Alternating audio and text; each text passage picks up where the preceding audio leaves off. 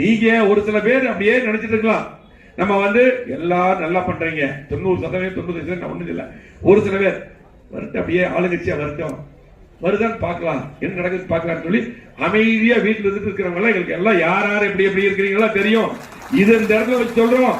கண்டிப்பா 2026 எடப்பாடி முதலமைச்சர் நம்ம ஆளுங்கட்சியா வருவோம். அப்ப இப்ப நடிக்கிறவங்க எல்லாம் யாரும் முன்னாடி வர முடியாது. மந்திரியா மந்திரி முன்னாடி பண்ணிக்கலாம், எம்எல்ஏ நினைச்சீங்க. இப்ப எதிர்கட்சியா யார் யார் பணியாற்றுறீங்களோ அவர்களுக்கு தான் முக்கியத்துவம். உண்மையா இருக்கணும். இந்த கட்சியில ஆரம்பத்துல எப்படி இருந்தீங்க தெரியும்.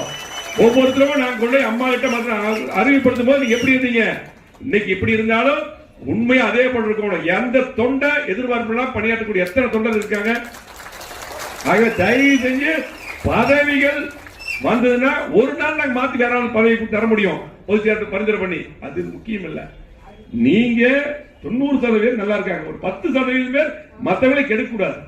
ஆகவே நிச்சயமாக 2026 நம்முடைய ஆட்சி, கவலைப்பட வேண்டியதே கிடையாது. நம்ம திட்டம் போட்டு பணியாற்றினா போதும்.